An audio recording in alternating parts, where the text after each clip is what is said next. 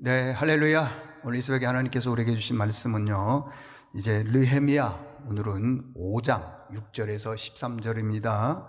732쪽 6절입니다. 13절까지 같이 한 목소리로 읽겠습니다. 시작. 내가 백성의 부르짖음과 이런 말을 듣고 크게 노하였으나 깊이 생각하고 귀족들과 민장들을 꾸짖어 그들에게 이르기를 너희가 각기 형제에게 높은 이자를 취하는도다 하고 대회를 열어 그들을 쳐서 그들에게 이르기를 우리는 이방인의 손에 팔린 우리 형제 유다 사람들을 우리의 힘을 다하여 도로 찾았거늘 너희는 너희 형제를 팔고자 하느냐 더구나 우리의 손에 팔게 하겠느냐 하매 그들이 잠잠하여 말이 없기로 내가 또 이르기를 너희의 소행이 좋지 못하도다. 우리의 대적 이방 사람의 비방을 생각하고 우리 하나님을 경외하는 가운데 행할 것이 아니냐. 나와 내 형제와 종자들도 역시 돈과 양식을 백성에게 꾸어 주었거니와 우리가 그 이자 받기를 그치자. 그런즉 너희는 그들에게 오늘이라도 그들의 밭과 포도원과 감나무가 집이며 너희가 구워준 돈이나 양식이나 새 포도주나 기름의 100분의 1을 돌려보내라 하였더니 그들이 말하기를 우리가 당신의 말씀대로 행하여 돌려보내고 그들에게서 아무것도 요구하지 아니하리이다 하기로 내가 제사장들을 불러 그들에게 그 말대로 행하겠다고 맹세하게 하고 내가 옷자락을 털며 이르기를 이 말대로 행하지 아니하는 자는 모두 하나님이 또한 이와 같이 그 집과 산업에서 털어버리실지니 이는 곧 이렇게 털려서 빈손이 될 줄로다 하며 회중이 다 아멘하고 여호와를 찬송하고 백성들이 그 말한 대로 행하였느니라. 아멘. 오늘은 갈등을 푸는 노하우라는 제목으로 말씀을 전하겠습니다. 세상을 살아가면서요, 많은 사람들을 만납니다. 만나는데 다 소통이 잘 되면 얼마나 좋겠습니까? 그런데 갈등이 있습니다. 갈등 없는 사람은 없습니다. 그러면 갈등을 만났을 때 우리가 어떻게 해야 되느냐는 것입니다. 그런데 또 그 갈등은요, 나쁜 일에만 있는 게 아닙니다. 좋은 일에도 갈등이 있더라는 것입니다. 어제 우리가 새벽에 사장을 했지만은요, 사장은 외부의 문제입니다. 그러니까 이제 성벽을 재건할 때 반대자들이 와가지고는 계속 방해할 때 전쟁 싸웠다 그랬지 않습니까?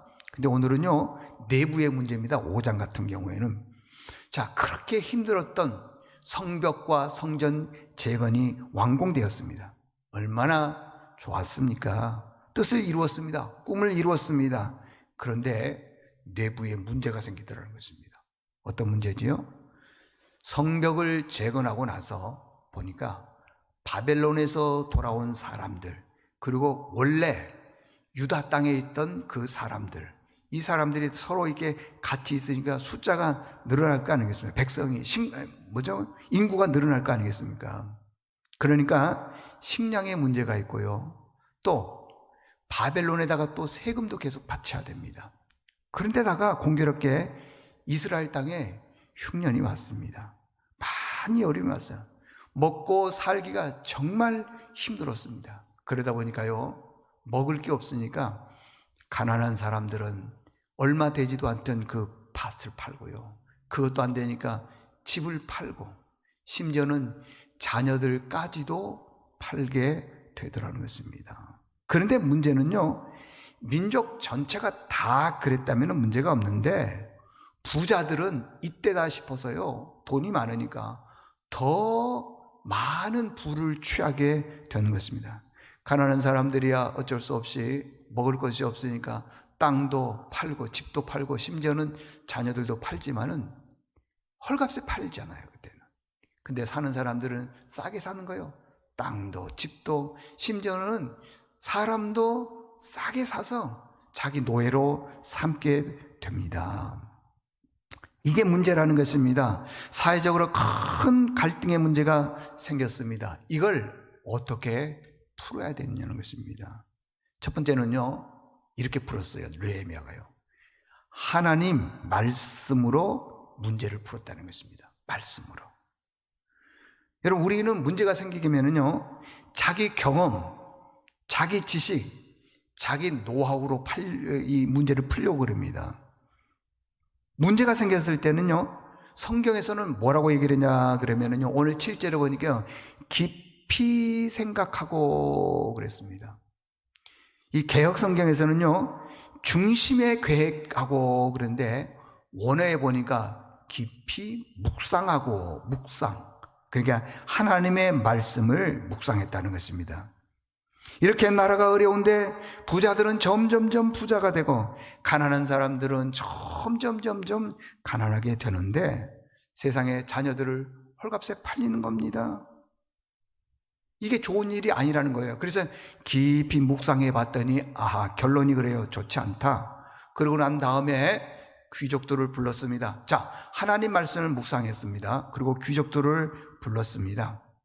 그러고 난 다음에 타이르기 시작을 합니다. 꾸짖기 시작합니다. 혼내고 책망하고 치리를 합니다. 여러분 한번 잘 생각해 보십시오. 지금 형편이 어려워서 가난한 사람들이 먹고 살기 위해서 땅이나 집이나 자녀들을 파는데 돈 있는 사람은 그거 사서 내 걸로 만드는데 무슨 문제가 됩니까? 아무 문제가 안 되죠. 안 됩니다. 그런데 내 돈 가지고 내 땅 샀는데, 내 돈 가지고 저 집 샀는데 당신이 무슨 말로 그래?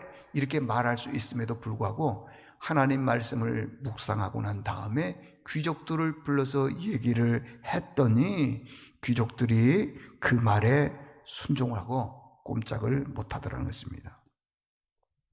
가정에서도 그렇습니다. 자녀들이 뭔가를 잘못했을 때요, 부모가 그 자녀에 대해서 잘못한 것에 대해서 잘 얘기를 하고 타이르면은요, 책망을 하게 되면은 그 부모의 책망을 그대로 받아들이는 사람이 있습니다. 자녀들이 있어요. 근데 반대로요, 반항하는 자녀들도 있습니다. 어떻게 해서 그렇죠?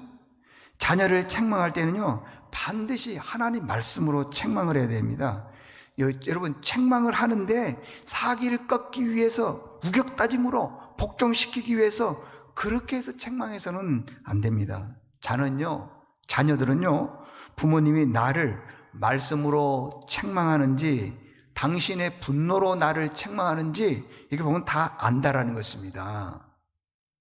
잠언 9장 7절에 보니까요, 거만한 자를 징계하는 자는 도리어 능력을 받고 악인을 책망하는 자는 도리어 흠이 잡히느니라. 그 다음에 8절에 보니까 누구를 책망하느냐 그러면요, 지혜 있는 자를 책망하라 그랬습니다.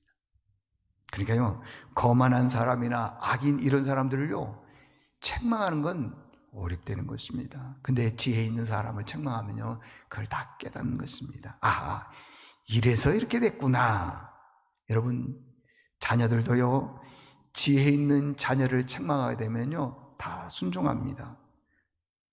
아무렇게나 책망하면요, 큰일 납니다, 여러분들. 느헤미야가 말씀으로 권면을 했습니다. 그랬더니요, 돌아왔습니다. 뉘우쳤습니다. 여러분, 8절과 9절에 10절에 보게 되면은요, 잘못했다 그랬습니다. 그리고 12절에 보니까요, 이런 말씀이 있습니다. 그들이 말하기를 우리가 당신의 말씀대로 행하여 돌려보내고 그들에게서 아무것도 요구하지 않겠습니다. 맹세하겠습니다. 집도 땅도 사람도 돈 주고 샀는데 돌려보내라 그랬더니 다 돌려보내더라고요. 이게 가능합니까? 근데 다 돌려보내요. 이게 뭔지 아십니까? 계속 요즘에 말씀드리지만요, 살아내는 믿음인 것입니다. 아까도 얘기했지만은 내 돈 주고 내 땅 사고 내 돈 주고 뭐 사람 샀는데 무슨 상관이야 이런 게 아니라요, 그 말씀 묵상하고 난 다음에 얘기했더니요, 그대로 순종하더라는 것입니다. 이게 살아내는 믿음. 예수님께서요, 어린아이 하나를 실족하게 하면 차라리 연자 맷돌을 그 목에 메어서 바다에 빠뜨린 게 낫다 그랬습니다. 이게 무슨 뜻일까요?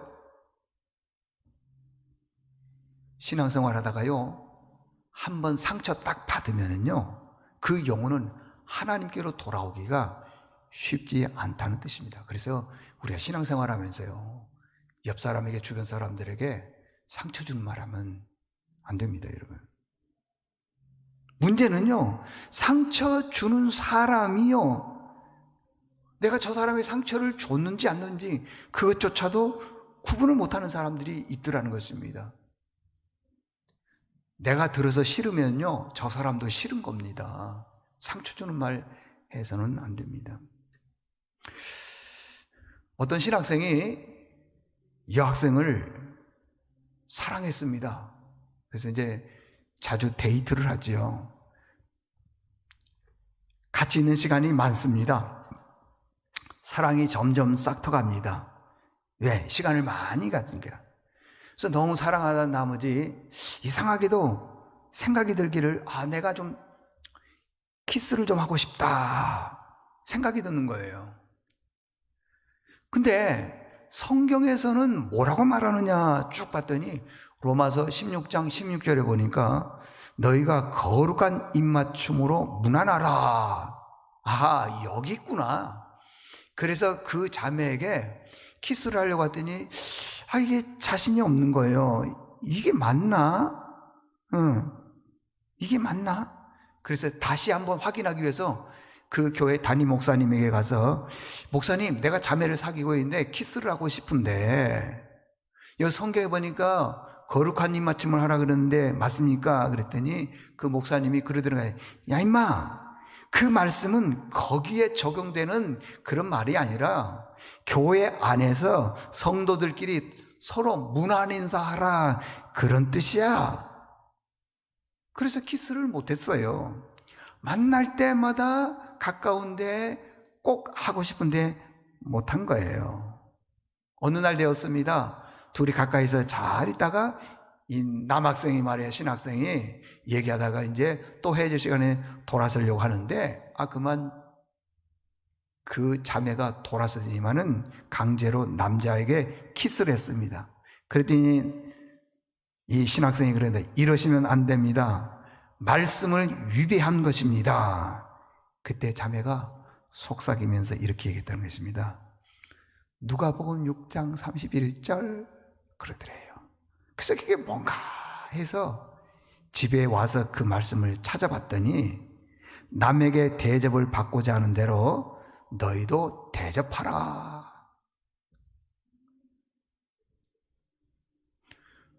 다른 뜻이 아니고요, 이 형제 자매는 말씀 하나 붙들고 살려고 굉장한 노력과 애를 썼다, 그런 뜻입니다.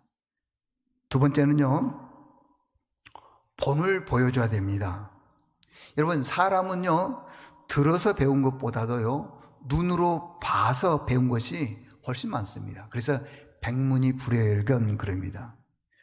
어떤 부부 집사님이 가족과 함께 차를 타고 예배당에 가서 예배를 드렸습니다. 교회 가서 예배 드렸죠.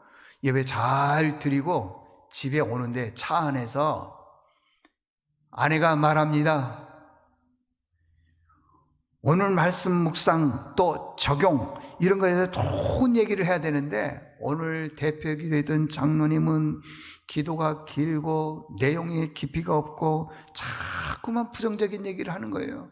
그리고 오늘 찬양대 들어봤더니 왜 그렇게 찬양대에서 쌩소리가 나온지 모르겠다, 화음도 안 맞다, 음도 틀리다, 막 투덜거리는 거예요. 그러면서 마지막으로요, 목사님 설교까지 얘기하는 거예요. 목사님 설교 요즘에 너무 은혜가 없어, 기도 안 한가 봐. 여러분, 다른 분들은 은혜 많이 받을지도 몰라요. 왜 자기 기준으로 말씀을 받죠? 그러면서 목사님에 대해서 그렇게 원망하고 불평하더라는 겁니다. 장로님 기도 불평하죠, 찬양대 불평하죠, 목사님 설교 불평하죠. 그랬더니 두 부부가 차를 타고 가면서 맞장구를 치는 거예요. 그랬더니 뒤에서 한참 듣던 그 아들이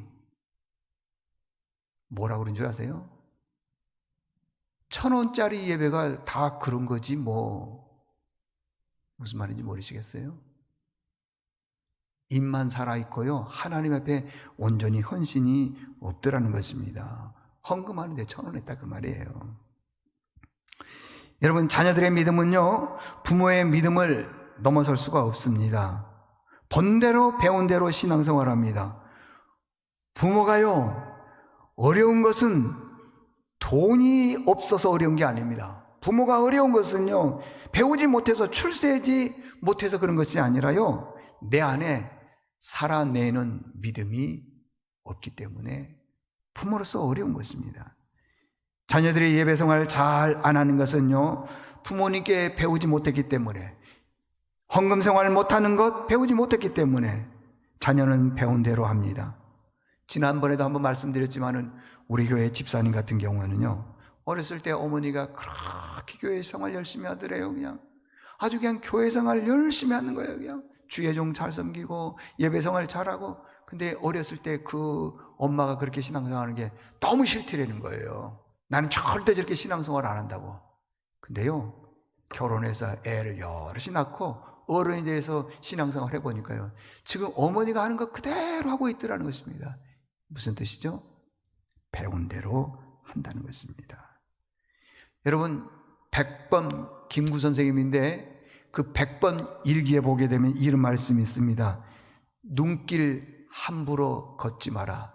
눈길 있잖아요. 함부로 걷지. 왜? 눈길 걸으면 눈자국이 있는데 뒤에 따라온 사람이 그대로 따라간다는 거예요. 그래서 함부로 걷지 말아라. 그런 뜻이 있습니다.